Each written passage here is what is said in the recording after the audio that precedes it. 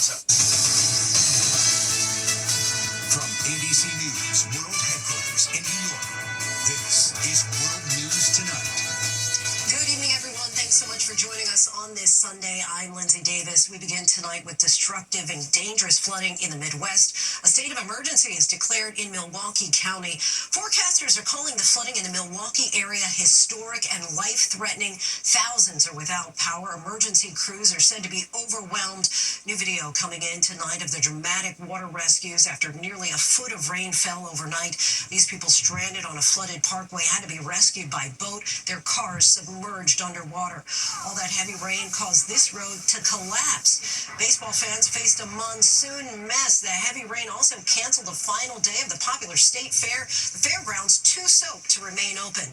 And more severe weather is on the way. Our weather team is standing by with a forecast. But first, Morgan Norwood leads us off. Tonight, severe weather once again taking aim at an already soaked Midwest and the plains. Flash flooding leaving cars stranded and families trapped. Milwaukee County declaring a state of emergency. Up to a foot of rain coming down. Overnight, highways vanishing underwater. This SUV partially submerged. First responders rushing in, using ladders to lead this person to higher ground. Emergency crews swamped with more than 600 calls for rescues, power outages, and gas leaks. Others with no time to wait, wading through knee-deep water to get to safety. And in some cases, strangers stepping in to reach stranded drivers. They drove their cars into the water and they couldn't get out, so me and my friend literally had to swim through it. And had to go open their cars, make sure they were okay, and then help them get out. One rescue quickly turning into several. We pushed out about 4 cars out of the water. Yeah, it's been pretty crazy. Downpours drenching runways at Milwaukee's airport. This is the sewer outside of my house. In southeast Wisconsin, manholes gushing like geysers.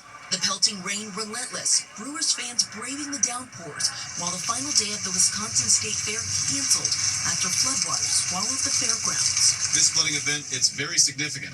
It's something that Milwaukee hasn't seen in perhaps a decade or more. And Lindsay, officials are urging people to stay home tonight, warning those floodwaters could hide dangerous contamination and down power lines. Lindsay? Hopefully people will heed those warnings. Morgan, thank you. Let's get right to meteorologist Danny Beckstrom from our New York station WABC. Danny, how long will we expect these flood threats to last? Through Monday morning, Lindsay, especially in the plains and upper Midwest. Let's look at the maps. We also have a severe thunderstorm watch in eastern Colorado, but I really want to focus in on the flooding. In the upper Midwest, the flood watch continues from Davenport to Milwaukee. That's the area seeing up to a foot of rain in the past 24 hours. Intensity tapers off there, but it's the plains that get the heaviest rain tonight.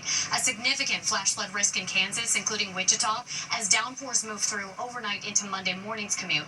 And it's a hot start to the work week for both coasts. While the heat generally eases in the west after Monday, it's building in the east. Several cities could see record highs through at least Wednesday. Lindsay? Lots of triple digits on the map there, Danny. Thank you. We're learning chilling new details about the suspect in the deadly Atlanta attack. Sources say he blamed the COVID-19 vaccine for making him depressed and suicidal. But did he deliberately target the CDC? Most CDC employees across the country have been ordered to work from home tomorrow. ABC's Faith Abube has the latest. Tonight, new details about the suspects in the deadly active shooter incident at Emory University, with gunfire reaching across the street into the CDC headquarters in Atlanta. In an email obtained by ABC News, CDC leadership telling employees it was a targeted attack related to COVID. At least 4 buildings on the CDC Atlanta campus were struck by gunfire during Friday's attack, including the National Center for Immunization and Respiratory Diseases, and this one across the street from the CVS, where police exchanged gunfire with the suspect. The windows dotted with bullet holes. There's a lot of gunshots. This, as law enforcement sources tell ABC News, a preliminary assessment shows the suspect blamed the COVID-19 vaccine for making him sick and depressed. The 30-year-old's neighbors telling us Patrick Joseph White would often share his conspiracy theories about the medicine, adding that, quote, he thought the vaccines were killing him and that people needed to know the truth. Medical experts say the vaccines are safe and effective. Tonight, a makeshift memorial outside the CDC's main gates, honoring Officer David Rose, the police officer investigators say the suspect killed in the shooting. I would now like to introduce the class leader for Class 138, David Rose. Rose is a Marine veteran with 2 children and 1 on the way. He joined the DeKalb County Police Force back in September. Here he is just this past March at his Police Academy graduation ceremony. It's about protecting the vulnerable, standing for justice, and being the person who runs towards danger when others run away. His wife pinning his badge. The officer was just doing his duty, trying to protect people, and unfortunately lost his life. And Lindsay, more than 10,000 CDC employees nationwide ordered to work off campus tomorrow as investigators continue to assess any potential further threats. Lindsay. Faith, thank you.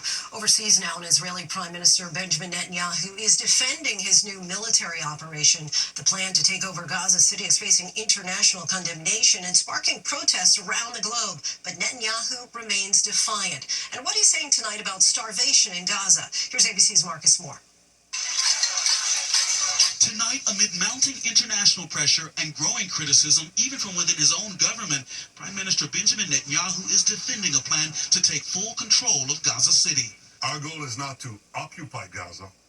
Our goal is to free Gaza, free it from Hamas terrorists. At a news conference to foreign journalists today, the Prime Minister reiterating Israel's goals, defeating Hamas and securing the release of the remaining hostages, both the living and the dead. The Prime Minister said there would be evacuation orders to civilians, urging them to head to, quote, safe zones. Aid groups say history has shown few places are safe when the bombs start falling.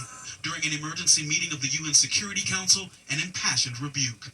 In Gaza, children and babies are suffering from starvation. Hundreds of civilians have been killed trying to access basic food supplies. This inhumanity cannot be justified. In recent weeks, President Trump has grown frustrated with Netanyahu's strategy, urging him to allow more food into Gaza. The Israeli leader pledged to open more humanitarian aid routes and insists that Israel has no starvation policy. Every day, more people are dying from malnutrition, according to the Hamas-run Gaza Health Ministry. 217 have died since the war began. Among them, 100 are children. In a statement, a director of Save the Children said in part, "What kind of a world have we built to let at least 100 children be starved to death while the food, water, and medical supplies to save them wait just miles away at a border crossing?" Lindsay, back to some of Prime Minister Netanyahu's comments today. He publicly conceded for the first time that there was a problem of deprivation in Gaza, alluding to the hunger crisis the international community had warned of for months. Lindsay. Marcus, thank you. Back here in the U.S., the countdown is on to that critical summit between President Trump and Russia's Vladimir Putin. Now allies are pushing for Ukraine's President Zelensky to attend the meeting in Alaska on Friday. More now from ABC senior White House correspondent Selena Wang. Tonight, a diplomatic scramble days before President Trump's high-stakes summit with Vladimir Putin as Ukraine's President Zelensky remains on the sidelines. European leaders united, warning the path to peace in Ukraine cannot be decided without Ukraine. The White House insists Trump is open to Zelensky joining, even as they prepare to meet without him. The decision is going to be made by President Trump, and if he thinks that that is the best scenario to invite Zelensky, then he'll do that. It's the biggest gamble of Trump's second term. The president suggesting Ukraine give up land to end the war. Zelensky flat out rejects that. Tonight, Zelensky firing back. There has been no real step from Russia toward peace. That is why sanctions are needed. Republican Senator Lindsey Graham stressing any peace deal needs security guarantees for Ukraine. You need to tell Putin what happens if he does it a third time. The timing striking. Trump announced the summit on the deadline day he set to impose tough new sanctions on Russia if Putin didn't stop the fighting. But now Putin will visit the U.S. for the first time in nearly a decade without facing sanctions or committing to a ceasefire.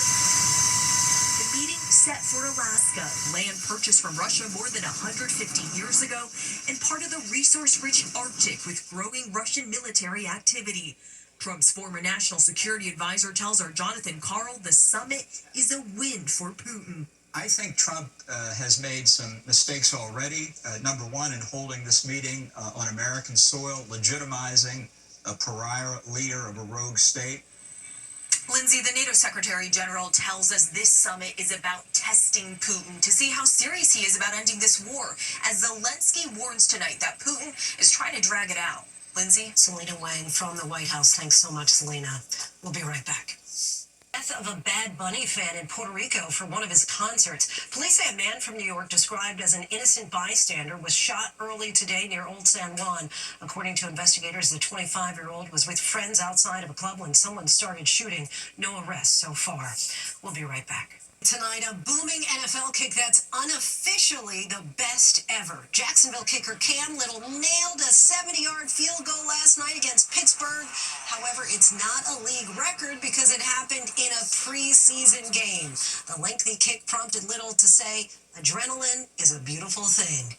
Thanks so much for watching. I'll see you tomorrow on Good Morning America. David Muir right back here tomorrow night. I'm Lindsay Davis in New York. Until then, have a great evening.